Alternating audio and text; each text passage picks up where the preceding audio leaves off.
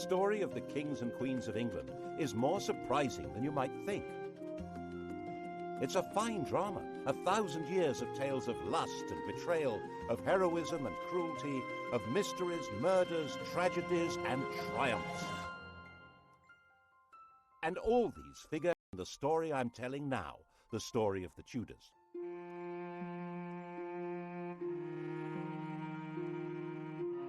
Above all, though, the story of this great dynasty of rulers is a tale of passionate love affairs and what happens when love and high politics collide.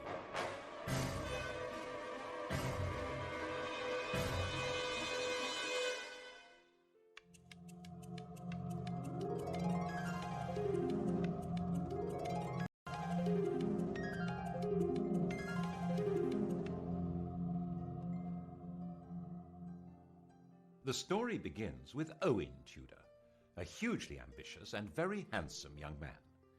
His father was an outlaw hiding out in the Welsh hills, but Owen managed to get employed as a servant in the household of the infant Henry VI. Now, this household was run by Henry's mother, Queen Catherine de Valois, a very sexy widow, who fell for Owen completely. There's no record that they ever got married, but they did have 5 children. When Catherine died in 1437, Henry VI was still only 13, and the barons who ran the kingdom in his name put Owen in prison. But when Henry came of age, he brought his stepfather, Owen Tudor, back to court and gave earldoms to his stepbrothers Edmund and Jasper Tudor. Owen ensured Edmund's marriage to a girl from Henry's family. Edmund died very soon after the marriage, but his 13-year-old bride, Margaret Beaufort, was already pregnant. Their son was born at Pembroke Castle. He was named after the king, Henry Tudor. And Owen had a grandson with a blood connection to the House of Lancaster, the family of the king.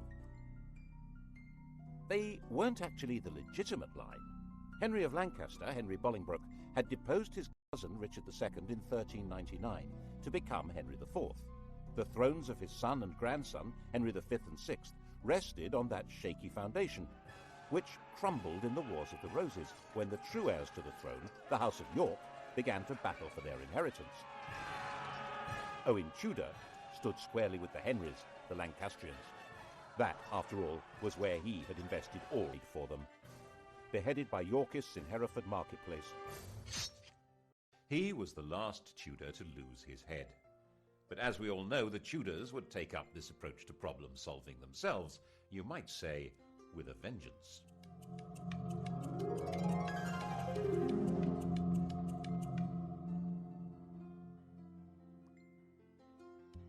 Edward of York seized the throne, Edward IV, and Owen's 4-year-old grandson, Henry Tudor, began what would be decades of living on the run or as a refugee. 3 years later, King Edward did something that would eventually give Henry Tudor everything Owen had wished for. He fell in love, and that began a chain of events which altered all England's history. When Edward was about 20, he was waylaid by an attractive widow of about 25 who was trying to recover her late husband's property. Edward, 6'3" tall and really very good-looking, wanted to help, and he became besotted. It seems she persuaded him to secretly enter into a contract to marry her. Her name was Eleanor Butler. About a year later, in 1464, another attractive widow, 26 years old, pulled the same stunt, and Edward did it again. Unbelievable! This time the lady was called Elizabeth Woodville, and this time it wasn't just a contract to marry, it was a full marriage to a commoner. When Elizabeth Woodville was crowned in Westminster Abbey, the whole of Europe was scandalized. Marriage was all about alliances of power and property. Marrying a penniless woman for love was simply disgusting. The negotiators trying to arrange a proper royal marriage were humiliated. And when Edward heaped honours, wealth and titles on Elizabeth's relatives, the Rivers family, the nobility of England were outraged. They were, quite frankly, getting completely above themselves. If anyone had known about Edward's promise to marry Eleanor Butler, things would have been even worse. But she was quietly shut up in a convent and died in 1468. As it was, Edward lost so much support that in 1470 he was actually driven out of England, and Henry VI came back to the throne. A few months later, Edward came back into London and regained the crown, thanks to the strong support of London merchants to whom he owed money, and even more, it was said, of their wives and daughters, who really seemed to have found him romantically interesting. Which, face it, Henry VI certainly wasn't, unless you fancied an elderly saintly scholar who'd lost his mind. In the battles that followed, Henry's son, another Edward, was killed, and King Henry himself, captured, disappeared into a prison and was never seen again. The whole male line of the House of, except for one fragile thread, Margaret Beaufort and her 15-year-old son Henry Tudor. Not that they had any claim to the crown. Of course, the Lancaster dynasty had begun by simply usurping the throne, but on top of that, Margaret's grandfather was illegitimate. A law had been passed to make him legitimate, but it also barred him and his descendants from the succession. And that would probably have been that, if it hadn't have been for Edward's little secret, which didn't emerge until Edward himself was dead. He was only 41 when he fell ill and died. His son, the Prince of Wales, also called Edward, was just 12 years old. Everyone refers to this young man as Edward V, but he was never crowned.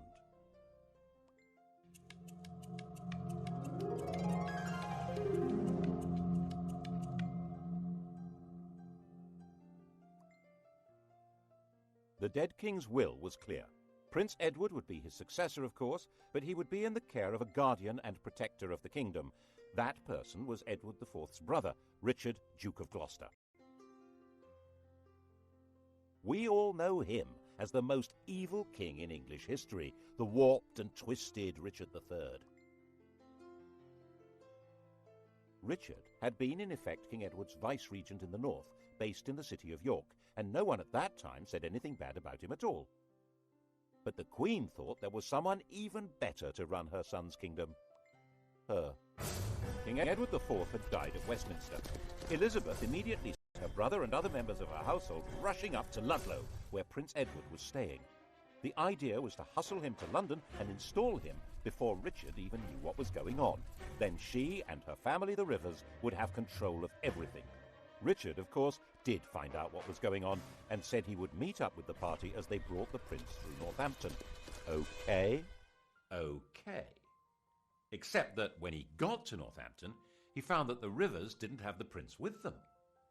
Alarmed, Richard took them prisoner and found their baggage stuffed with arms and armour. There was plainly an attempt being made at a coup. Richard nipped it in the bud. He found they'd secreted the prince in Stony Stratford, Elizabeth's family home. This was before blue plaques had been invented. Richard escorted the prince to London and installed him in the Tower of London while he set about organising the coronation. And then came the bombshell. The dead king's contract to marry Eleanor Butler had been made in front of a priest, who now decided it was time to speak. Oops! If Edward really had been betrothed to Eleanor, his marriage to Elizabeth Woodville was bigamy, and was this true? This man, Robert Stillington, was no ordinary priest. Edward had promoted him and trusted him, making him a bishop and keeper of the Privy Seal and then Chancellor of England. But then Stillington became awfully friendly with King Edward's ambitious brother, the Duke of Clarence, and Clarence could not be trusted an inch. If Edward's children were illegitimate, Clarence would be next in line to the throne. Edward quickly had his brother sentenced to death and executed in private with no chance to make a public statement. Instead, the world was told Clarence had drowned in a butt of Malmsey, a barrel of sweet wine. Such a sad accident. Stillington spent a year locked in the Tower. After his release, perhaps nervous of the power of strong drink, he kept his mouth shut until Edward was dead. But now he spoke, and Parliament believed him. With Edward's children illegitimate and Clarence's disinherited when he was executed, Richard was left as the proper successor. He reluctantly accepted. Well, he accepted.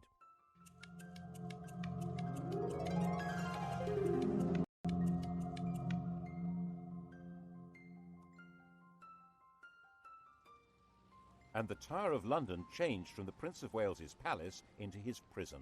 He shared it with his brother. Neither was ever seen again. Did Richard have them killed?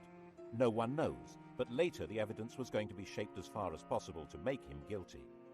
He's been said to have personally killed Henry VI and Henry's son, whose widow he married, and done the dirty deed with Clarence and the Mumsy, quite apart from the murder of the princes in the Tower.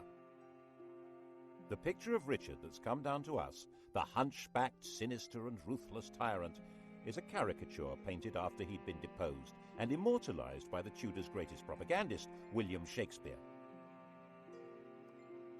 One of the buildings inside the Tower of London was even given the name the Bloody Tower to associate it with Richard's foul murder of the princes, though they almost certainly were in a different building anyway. He'd certainly been a popular figure in the north of England, where his brother had charged him with healing the divisions of the Wars of the Roses, but it only took 4 months for a rebellion to emerge against him. The rival candidate was, of course, the boy across the water, now not such a boy, Henry Tudor. The House of York was now as extinct as the House of Lancaster. Henry Tudor was all there was for disappointed Yorkists as well as Lancastrians. And there were plenty of disappointed Yorkists. Richard gave positions, power and wealth to men he trusted, whom he'd got to know in the north of England, leaving a lot of southerners out in the cold who thought they could do much better under a more sympathetic French soldiers. Owen Tudor's grandson landed at Milford Haven in Wales on the 1st of August 1485. 3 weeks later, when he came to do battle at Bosworth, his force had grown by just 3,000 men. Richard came to the battlefield as rightful King of England. Before the battle began, he held a coronation ceremony, restating his right of true succession to the crown, a right which Henry Tudor did not possess at all. Actually, given the fact that his family was specifically barred from the succession, he had pretty much less claim than anyone else there. But that's not how things were working out.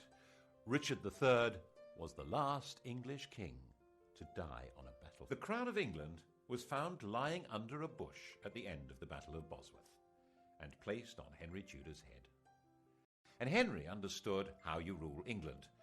Not by winning over great nobles, they'd pretty well all been wiped out, but by winning over public opinion. The pen is mightier than the sword, especially when it tells the story of what happened.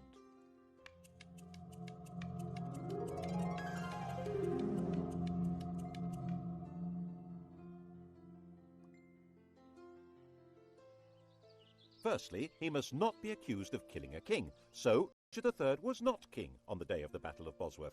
Henry Tudor dated his reign from the day before the battle. It was Richard who'd been fighting against a king, not Henry. Henry was king. It was Richard who was the traitor. Got that? Secondly, he must deal with the question of his legitimacy as a ruler, so he married Edward IV's daughter. She was the legitimate line of descent from William the Conqueror, a true Plantagenet. Their son, when they had one, would be the legitimate heir by every possible standard. Well, so long as Edward IV's daughter was legitimate, so that had to be dealt with. All documents relating to the business of Edward's marriage to Elizabeth Woodville being invalid were destroyed. All documents relating to the illegitimacy of their children were destroyed, including the Act of Parliament that had spelt out why Richard should be king. These orders were carried out so efficiently that only one copy of the Act has ever been found. That's how we know about it. Other evidence may have existed, destroyed even more efficiently. And if the children were not illegitimate, then of course Prince Edward had been the true King of England, and Richard was a regicide. What a villain! Assuming, of course, that Richard had been responsible for the boy's death. Well, he couldn't be alive, because if he were, he, and not Henry Tudor, would be the rightful king. There are some nasty people who suspect that if the princes in the Tower were still alive before the Battle of Bosworth, Henry would have disappeared them. Richard III destroy him, it did the world a favour. Of course, the consolidation of power was not only a matter of creating favourable propaganda, it also involved getting rid of a few people. Clarence, for example, the Malmsey drowner, had a young son, the Earl of Warwick, a nephew of both Edward IV and Richard III. He had been barred from the succession, but so had the man now on the throne, so there was no security in that. He went straight into prison in the Tower of London. But then a priest in Ireland suddenly produced a 10-year-old boy who he said was the rescued Earl. The boy looked right, spoke right, had all the right manners. He was solemnly crowned in Dublin Cathedral as Edward VI, and a force of Irish supporters backed by Flemish troops then landed in the north of England. They were supported by the Earl of Lincoln, John de la Pole, who was also a nephew of Edward IV and Richard III. He was their sister's son. In fact, Richard III, who had no children, had designated John as heir to the throne. John knew perfectly well that the child was an impostor, called Lambert Simnel, who had been carefully trained for the project. The rebels had obviously assumed that Henry had killed the Earl of Warwick, so wouldn't be able to prove that Simnel was an impostor. They were wrong. The prisoner, still alive, was put on public display, and the rebels were crushed. But never missing a trick, Henry forgave the child and gave him a job in the royal kitchen. He grew up to be a royal falconer. Another impostor appeared in 1492, this time claiming to be the younger of the princes in the Tower, Richard, Duke of York. His real name was Perkin Warbeck, and he stayed on the continent collecting support from anyone who fell out with Henry. Henry had persuaded Parliament to set up a special court to try members of the nobility who were a threat to the crown. A number of Warbeck's supporters suddenly found themselves arrested, tried for treason, and facing execution. This court was to become the notorious Court of the Star Chamber. Perkin was a constant irritant, first trying to invade from Ireland, then teaming up with the King of Scotland, and finally in 1497 he raised a rebellion in Cornwall, which Henry crushed, and promising leniency persuaded Perkin to surrender. Perkin was imprisoned in the Tower, which of course already housed Clarence's son, the Earl of Warwick. And of course it wasn't long before evidence appeared that the pair of them were plotting a joint escape, and that was the end of both of them. There was one other person with a claim to the throne, Henry Tudor's mother, Margaret. In fact, whatever claim he had, she must have a better one, but no woman had ever ruled England in her own right. And Henry needed a son. This child of the blood royal was to be linked not just to the Plantagenets, but to patriotic English legends. But Arthur died in 1502, leaving his younger brother Henry as the Tudor heir. And in 1509, when the 52-year-old king died, Henry VIII succeeded to the throne.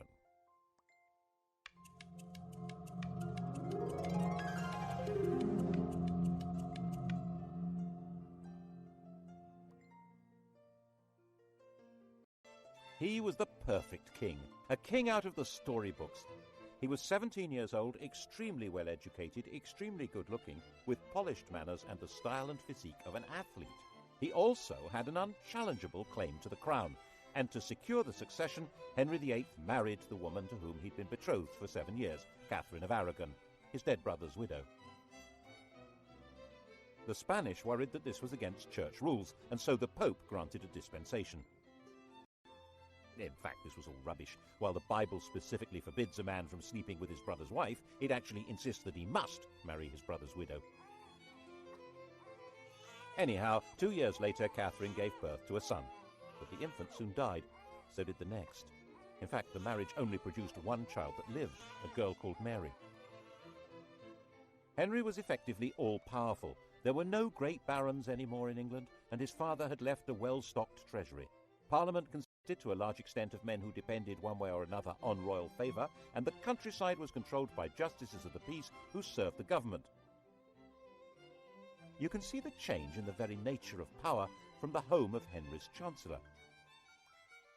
50 years earlier, Edward IV's Chancellor had been a Neville, the son of the Earl of Salisbury.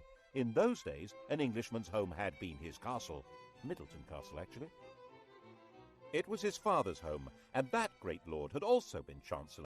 Independently powerful men, based in a mighty fortified palace.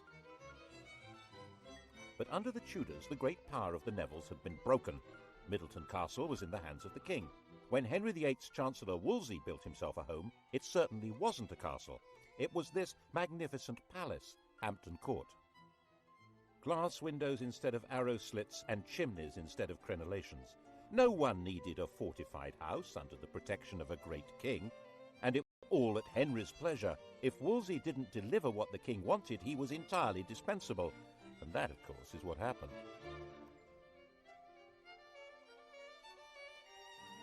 The royal marriage was haunted by the ghost of their dead sons.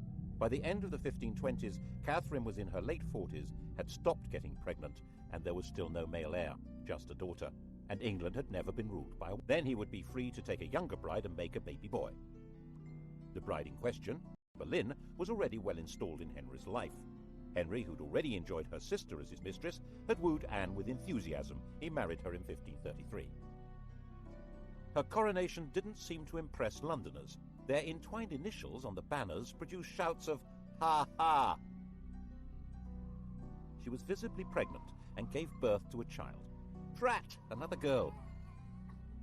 She was named Elizabeth, and little Mary was declared illegitimate. The legality of this marriage must be sorted out before her next baby. That was Wolsey's job. He had to persuade the Pope that his predecessor should never have allowed the marriage to Catherine. Henry fancied himself as a theologian. He'd written an attack on Luther, which became a bestseller, and the Pope had declared him a defender of the faith. A proud boast which he stuck on the coinage and has remained there ever since. Every English monarch is fid deaf. So he told Wolsey exactly how the argument should be put to the Pope. Wolsey could probably have swung it if he'd been left alone. As it was, he failed and lost his job. And the Pope had also failed. So Henry, the defender of the faith, filed the Pope. To achieve this drastic act, having himself legally declared the supreme head of the Church in England, required an extraordinary shift in power. He had to find a way of giving the nation a voice so that it could say what he wanted. That way was through Parliament. The Church's wealth and power was hugely unpopular. The notion of no longer paying church taxes to Rome was really very cheery. But it wasn't as simple as that. Some people believed that the Pope really did represent divine authority. And for many others, there was a fear that the Pope might excommunicate their customers on the continent if they continued trading with them. With the effective help of a new chief minister, Thomas Cromwell, and a new Archbishop of Canterbury, Thomas Cranmer, Parliament passed the necessary acts. By the end of 1534, the King of England had become legally the total, overall, supreme ruler of the whole shebang. Once Henry VIII had become head of the Church in England, he was a new kind of king.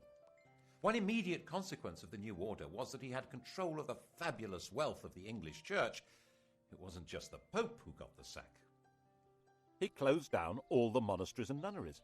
There weren't all that many people in them, less than 10,000 over the whole country, but there may have been 10 times that number dependent on them.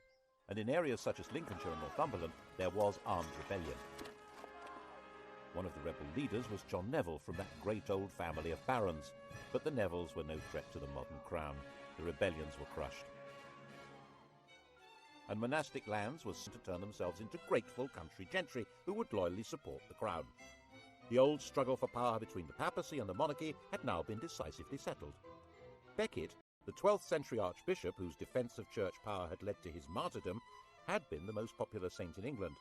Henry ordered Becket to be declared no saint, to be tried and convicted of treason, and for his bones to be burned and the dust scattered in the air. Who's in charge now, eh? What's more, in 1536 Catherine of Aragon died, meaning that the problem of the ex-queen had gone away. He and Anne Boleyn dressed in bright yellow to celebrate. 4 months later, he was told that Anne had committed adultery. Henry was surrounded by courtiers jockeying for influence, forming alliances, factions, to do down those who might damage them. And Anne became a victim of an organised campaign by those who felt endangered by her faction. Whether it was true or not, no one knows, because Henry's fury was so total that her trial and those of her supposed lovers was a travesty. She might indeed get pregnant with a boy, but then its parentage would be in doubt, and she might not. She'd miscarried at least twice since Elizabeth's birth. Without a legitimate son, it had all been for nothing. Anne was imprisoned in the royal lodgings in the Tower of London. Henry had extended them before their coronation, and now she was occupying them for the first time. Not as his wife, but as his prisoner. After 18 days, she was beheaded, and Henry married Jane Seymour.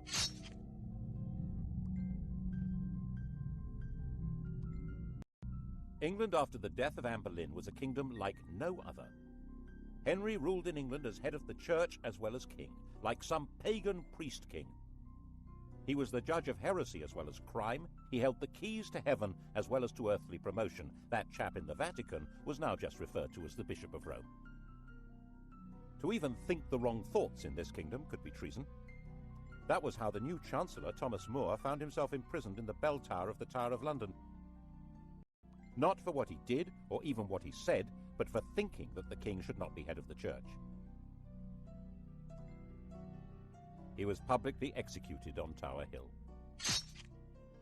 Henry was terrifying, magnificent, generous, dangerous, and in most people's eyes, the best king England had seen in a very long time. And Jane had a son, Edward. Sadly, she died in childbirth, but the throne was safe. His only problem was abroad, and by 1539 it did begin to look as though the Bishop of Rome might be lining up some muscle against him. But there were now well-established and powerful Protestant princes in Germany, and on the fine old principle that my enemy's cleaves for a wife. The defender of the faith, intellectual scourge of the Lutherans, had married one. Actually, neither of them was much interested in theology, or in each other. Henry, now fat, with an ulcerating leg and a vicious temper, his 23-year-old wife was plain smelly and lacking in all the graces. He called her a Flanders mare, and they both quickly agreed the marriage was a terrible mistake. Fortunately, it was soon discovered that she had a pre-contract of marriage with someone else, and so there never had been a valid marriage to Henry. The only casualty was Thomas Cromwell, who'd set the whole thing up, and who now went to the block. Well, him and one of Anne's ladies-in-waiting, Catherine Howard. Her destruction began when More's ended. She was a kind of well-connected Monica Lewinsky figure, a teenager with sex on her mind who wanted to seduce the most powerful man around. And he fell for her and married her. And when she carried on being sexy and had sex with other men, he flew into another tempestuous rage and had her beheaded. Her lovers' heads were mounted on London Bridge. Henry decided to marry John Neville's widow, Catherine Parr. She was extremely nervous, but had no choice. She worked hard at trying to keep Henry's temper in check, moderating his ferocity towards people he thought were traitors or heretics, and persuading him to acknowledge Mary and Elizabeth as his legitimate children. His death, 4 years later in 1547, was obviously a huge relief.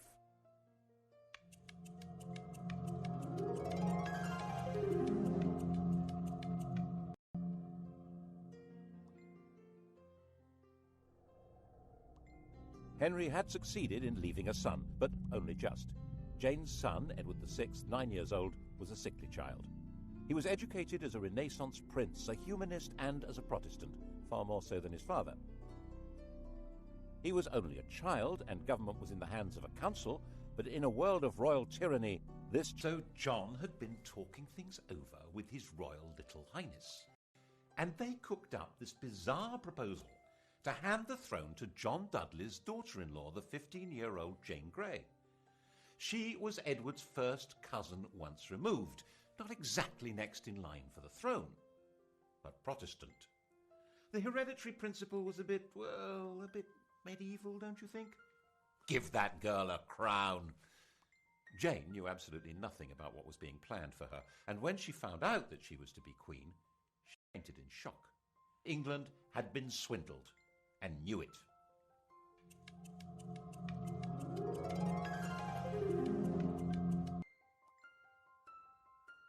Jane came to London as queen, but was she? Everyone's eyes turned to Mary.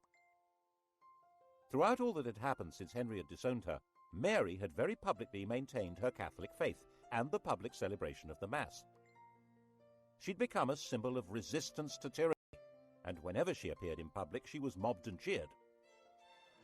And now Mary announced that she was the proper heir to the throne, and she was going from her home in Framlington in Surrey to be crowned in London. The journey was a procession through villages and towns filled with cheering crowds. She entered London to the greatest street party the city had ever seen. The dancing, drinking and bell-ringing went on all night. After just 9 days as the first woman to rule England, Jane was placed under arrest by her own father, who was supposed to be her chief defender. She was imprisoned, and Mary felt obliged in the end to have Jane executed. It didn't help that her father joined a rebellion against Mary.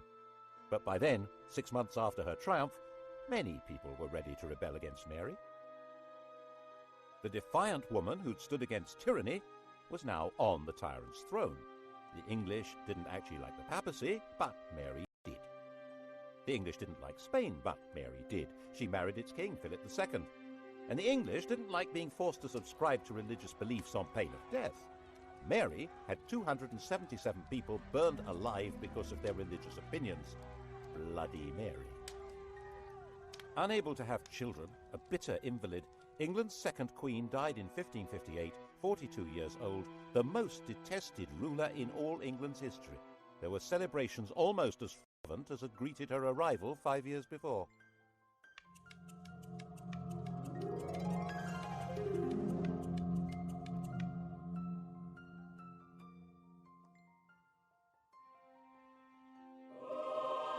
Her sister Elizabeth came to sit in that terrible seat and be crowned by the grace of God Queen of England, France and Ireland, defender of the faith and supreme head of the Church of England and Ireland, even though there was not a single yard of French soil actually ruled by England.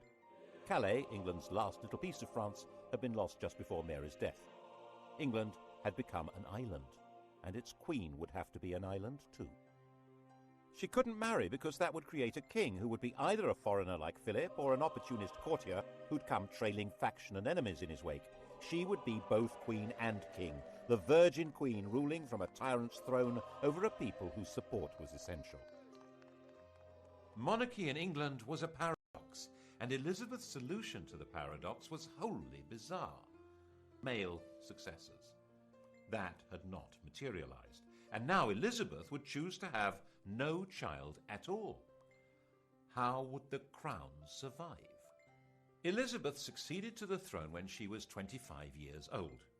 By that age, women were generally married with children, but Elizabeth had never had any intention of doing that. Her father had killed her mother. His behavior towards his other wives had been equally dreadful. At 14, Elizabeth had announced that she would never marry. In fact, her survival through Mary's reign had depended on her being free of any association with anyone else. The slightest hint of her involvement with other people could have made her seem to be connected with plots against Mary and would have led to her execution. She stayed mute, giving no sign of a religious, political, or emotional attachment that might destroy her. By the time she came to the throne, the persecutions of her predecessors had left it a stark and lonely place. 9 bishoprics were vacant. There was only 1 duke left alive, and the treasury was empty. She had no close relatives left alive. The heir to the throne was her aunt's granddaughter, Mary, Queen of Scots, a Roman Catholic. No one knew whether Elizabeth was a Roman Catholic or a Protestant. The first test came over the oath of allegiance. Elizabeth insisted that, like her father, people must acknowledge her as head of the church. The bishops, Roman Catholics appointed by Mary, said that in that case none of them would allow her a coronation.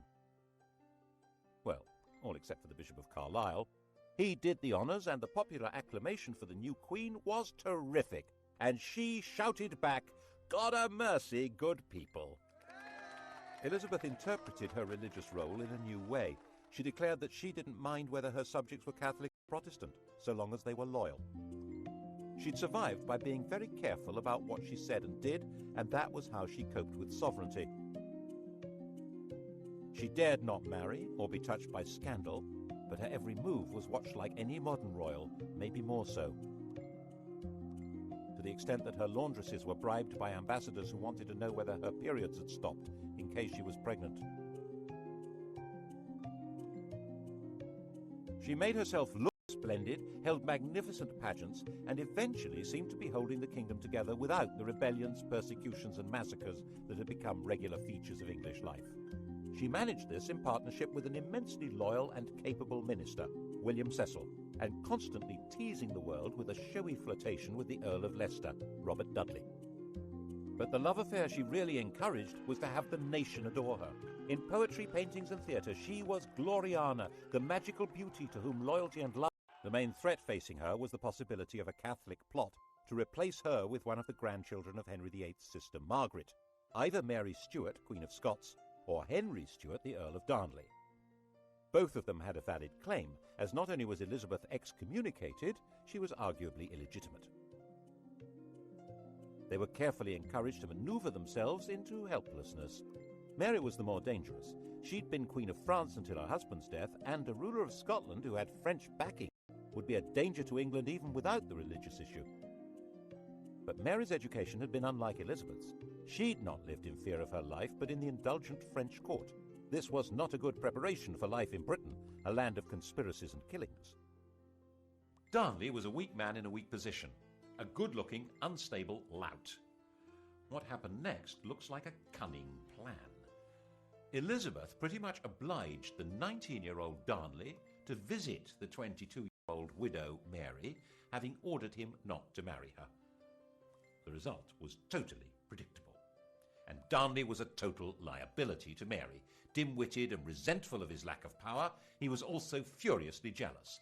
And when he thought her advisor Rizzio was having an affair with Mary, he joined a plot that had Rizzio murdered in front of her.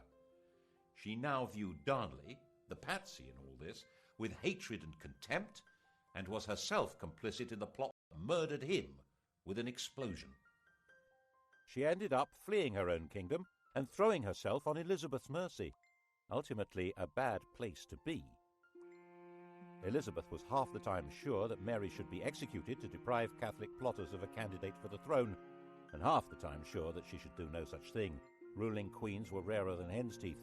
For one to kill another really wasn't good. She signed the death warrant, but in a state of real distress. Mary and Darnley had a son, James, and he was now the virtually incontrovertible heir to Elizabeth's throne. She wrote to him confirming that and apologizing for what she'd done to his mother. The very idea that it was legitimate to kill a crowned sovereign was extremely dangerous. Elizabeth was deeply concerned with the rights and powers, the prerogatives of the sovereign. She was very wary of Parliament, which in her view treated every request for taxes as a blackmail opportunity to give itself powers of government. So she tried very hard not to ask for taxes, and her government was parsimonious, mean as possible, and then some. She was determined to protect royal authority. She refused to allow Parliament to refer to England as a state. She said it sounded too much like something to do with the States General, the parliamentary body that ruled the Dutch Republic. Was in Elizabeth's eyes an unfortunate novelty. It was her ally in her struggle to keep England out of Spain's clutches, but she was nervous that its political ideas might be catching. England was a kingdom. It happened to be ruled by a queen, but as she famously said, one who had the heart and stomach of a king. Of course, Elizabeth's greatest moment was when she managed to see off the Spanish Armada, when Philip II, by far the most powerful ruler in the world, assembled a vast fleet to collect an invasion army from the Low Countries and bring England back into the Roman Catholic Church. The English fleet, genuinely patriotic, genuinely daring, skillfully harried the Armada to prevent it finding a safe anchorage where it could make contact with the landing force.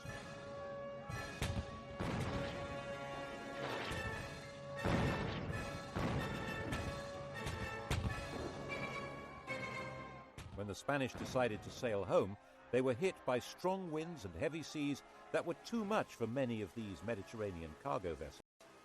So far as the English and the Dutch were concerned, God had blown them away. Philip himself saw it as a baffling defeat that meant God was not on his side. But Elizabeth was still not prepared to ask Parliament for the money to pay her victorious sailors' wages. They were not due to be paid until they came ashore, so their queen left them rotting at anchor. And when messengers came to court to plead for the starving men who'd saved England, they arrived in the middle of extravagant celebrations of the victory and were turned away. Elizabeth died, the grandest of all England's rulers, in 1603. Her successor was Mary's son, James Stuart, already ruler of Scotland. He had inherited glory, but with it an empty treasury and an isolated kingdom. In the next programme, we'll see what the Stuarts did with this poisoned chalice.